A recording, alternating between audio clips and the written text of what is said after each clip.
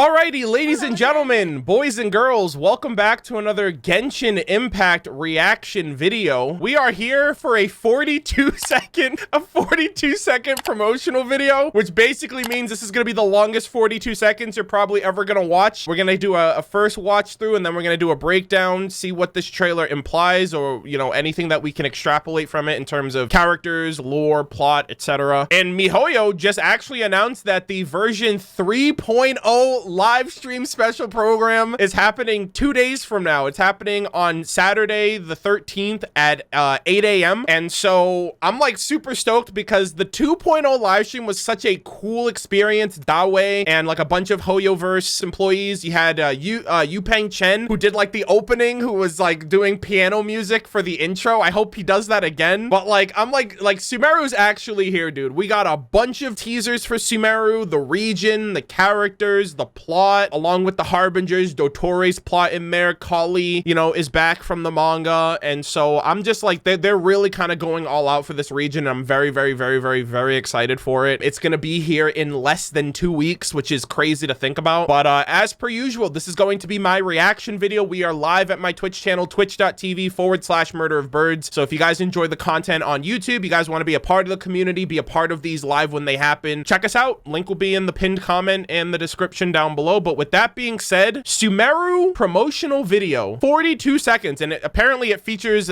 a bunch of characters, so I have no idea what to expect, but we're gonna get into it and see what it gives us. All right, here we go. Sumeru promotional video. 3, 2, 1, now. HoYoverse. Oh shit, Genshin anime! This world runs in a loop. Oh, As for the truth, that's oh my god! Oh my god! Oh my god! So no matter how strange. Wait, oh, Haizami's a sword user! Maybe all they point to in the end Dea, is a small and Nilu. simple secret. Oh my god, she looks I'm just Bro, the moon. The real sun is long gone. Wait, what did she just say? In the end, I'm just the moon? The real... What? What? The real sun is long gone. Aether! Yo, Dotore's out here committing arson on a fucking national scale. What the fuck? Okay, was I supposed to pick up on all of that on the first watch? Because that's fucking impossible. Does that mean that Dotore might be a pyro user? Either that or he has a pyro vision? How the fuck is he burning the forest? I'm gonna run it back and I'm gonna listen to what Nahida says, aka I'm pretty sure that's Lesser Lord Kusanali. That's the fucking Dendro Archon. They put her in the freaking in the thumbnail, for Christ's sake. I'm gonna listen to what Nahida says, and then I'm gonna freeze frame and go frame by frame to pick up on everything, because there's no fucking way I can do that on the first watch. Okay, here we go. Everything in this world runs in a loop. Everything in this world runs in a loop. The cycle, as Yaimiko says. As for the truth, that's on you to find out. I don't know what's true in this fucking world anymore, dude. Like, I read the freaking Before Sun and Moon, and I think everyone's just lying to me. What the fuck? So no matter how strange or spooky things may look on the surface, maybe all they point to in the end is a small and simple secret. In the end, I'm just the moon. The real sun is long gone. What the fuck does that mean? Whenever I hear sun and moon, I'm just like, I feel like I heard something that I probably shouldn't hear. I have like a fucking, I have like a crosshairs on my back right now. Dude, look at that fucking tree, dude. That looks like an Irminsul tree, actually. I actually wouldn't be surprised if that's actually what it is. Because there's one of these in every region, right? That would make even more sense why Dotore would want to like destroy a tree like that and fuck up like the ley line distortion in this region. In the end, I'm just the moon. The sun is long. The real sun is long gone. That could also maybe imply like the real Dendro Archon is gone and she's just the moon. She's what follows the previous Archon, so there's not much that she feels like she can do because she's the youngest out of all the Archons. Maybe that's what it's implying, because she is the youngest out of all the Archons and she's the follow-up to Ruka Devada. Maybe that's what she means. All right, let's run this back again. This is going to be a freeze frame section now because a lot of shit went on and I actually don't think I could follow it it all with my eyes. What are those? God, I love Tignari's design, man. Kali, you're so beautiful. I can't wait to see you. See, another thing too that I feel like is going to be important for these two is that these two are forest watchers. So I wonder if they're going to have the first contact of realizing that the forest is on fire and, you know, figuring out that something's up and not necessarily catching Dotori, but they'll probably be the first contact for whatever he's doing in the forest because they watch the forest and they keep it intact. Al-Hitam is in a tavern of sorts or a bar of sorts. You see like the drinks on the table here and they're overlooking Paimon and the Traveler. So it seems like he already knows who we are, most likely. Dude, he looks so fucking cool. Oh, Dory! You got Dory's little merchant stand over there. Wow, I actually didn't notice. There's no way you can notice this shot because these shots are going by so quickly. But Dory's right here and she's just like big chillin', collecting her money. She's like, hey, I got what you need. You got what I want. Let's make an exchange. Ah, she looks so cool too. Look at her. Boss girl, you know, doing my thing, making my money. All right, I don't know why these two are fighting, but I don't mind it at all. Sino and Al-Hitam. I wonder if that might be like, I wonder if this could, if this can infer, like the combat can infer like their fighting style, like their combos and stuff, right? Like how, like he just flips right there and he kicks up the dirt. I wonder if that'll be a part of his combo set. Oh my God, Sino. Wait, he's got tattoos on him too, actually. Hold on. Yeah, he's got like some tattoos on his arm right here. That looks really cool. I wonder how connected Sino is to the ruins in the desert because the ruins in the desert have like what typically they're like statues, but they had like a falcon or like a bird's head. But like normally, like in our reality, I feel like most of those would be, or some of those would be like Anubis statues. Like for Anubis, the god of, I think it's the god of death in Egyptian like mythology. And so I wonder if he's connected at all to the desert or to the lore of the place. And then you got this chick. So another thing too, Al-Hitam's a sword user, which I thght he was gonna be a polearm user because I honestly felt that because I was like, he looks like the same. He looks like he uses the same model as Zhongli, so I was like Dendro Zhongli essentially. But yeah, and then you got Oh, Claymore confirmed! Nice! I don't know if they mentioned this or confirmed it at all. Dude, okay, that's the new 5-star weapon right there. Yo! She's actually the Sumeru version of Beto. Holy moly, that sword looks sick, and it looks like it has the same aesthetic as her arm, which might mean that this weapon has lore tied to the civilization of the desert, because that civilization is tied to the descendants of that civilization, which are the Eremite, and she's a part of that group of individuals. Yeah, so D here, Claymore Pyro user. So really cool looking chick, dude. I'm so excited for her. She's probably my most anticipated aside from Sino.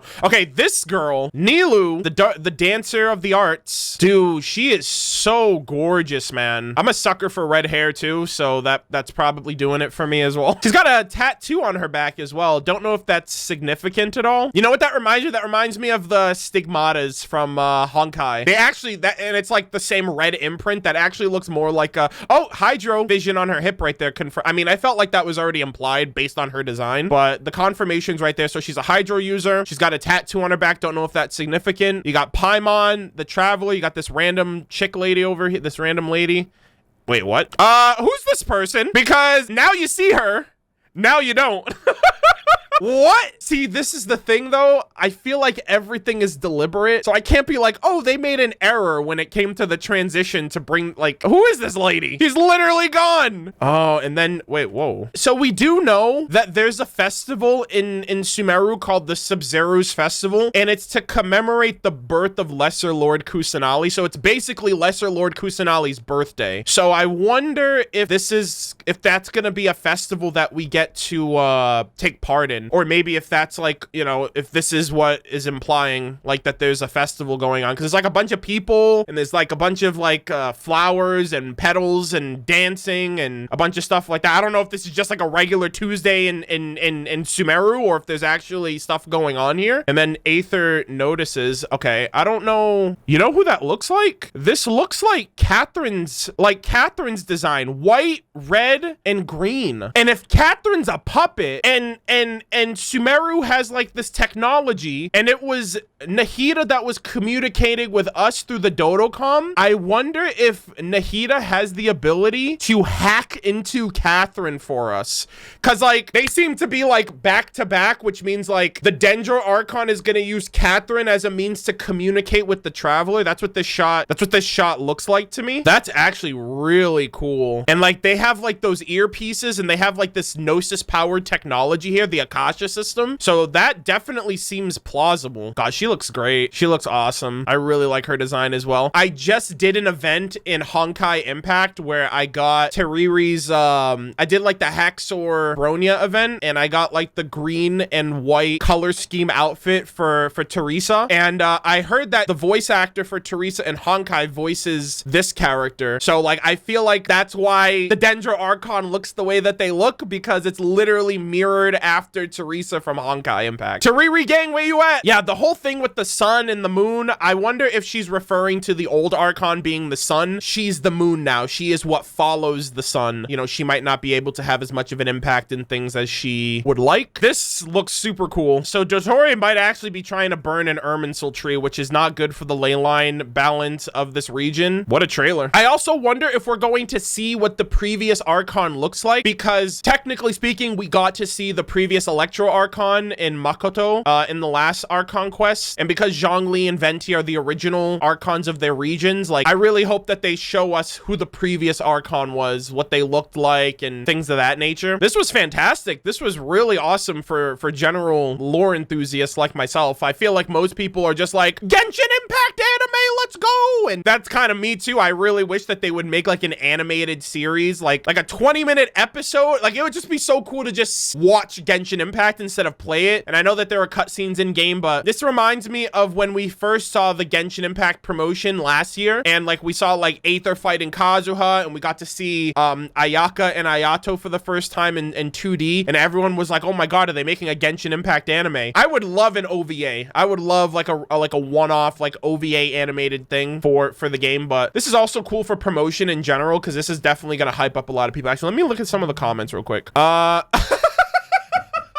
First comment, I would watch 10 seasons of Genshin anime. Hoyo story team and visuals is just that good. Oh my god. Yo, great minds think alike, dude. 11,000 other people agree. I'm just the moon. The real sun is long gone. Interesting how Kusanali and A feel that they fall short of their predecessor Archons and have some insecurities. It really brings into light the dilemma new Archons go through. I feel like this will be consistent with all of the other new Archons. Yeah, so I'm more so, because that's another thing too. Like A had to like rule a nation while also grieving for her sister and her friends that died along the way, and like that kind of created a lot of strife and grief for Inazuma as a result of the Vision Hunt decree. It was just like A's form of coping with what happened. And so like that's another big thing too. You have this entire Akasha legacy built after the previous Dendro Archon, and you got the youngest one of all of them, the youngest, like the baby of the group. They're just like, okay, take over, don't fuck it up, okay? And then what a perfect fucking time for the Harbingers to move in when this new inexperienced Archon just gets everything thrown at her. Yeah, so I feel like inexperience would be a really cool aspect to look at for this region, because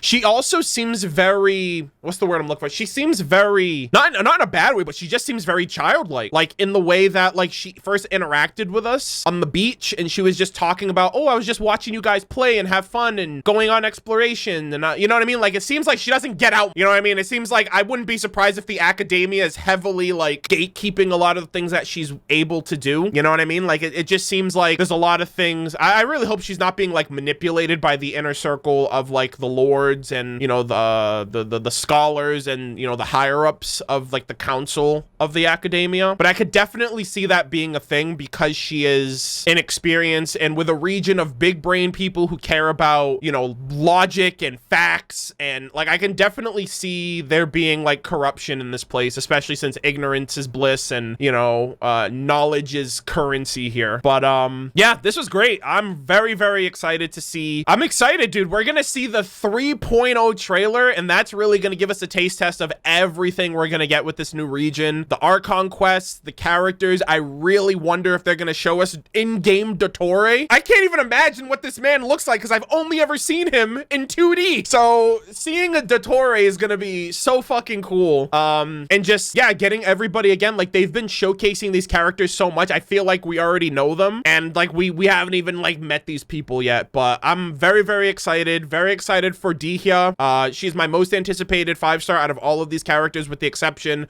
of course, of Sino. But yeah, very, very excited to check these out. The live stream special program is in less than 48 hours from the time of this recording. So I'm gonna be watching it live at twitch.tv/MurderofBirds. Would love to have you guys all be a part of that as well if you guys are willing or able to tune in. Fingers crossed that there is not a scuffed experience, but as a lot of people have mentioned, they're like, Arnold, you're here. You're gonna be watching live, so that means it's not gonna go down, because the one time I decided to take a break and I was visiting, I wasn't available essentially to watch the live stream because I was at RTX. That was the time that everything went to shit. So hopefully HoYoverse will make sure that doesn't happen. But with all that said, thank you guys all so much for watching. I really hope you guys enjoyed my thoughts, my speculation, my commentary regarding everything of this promotional video, the lore implications and whatnot.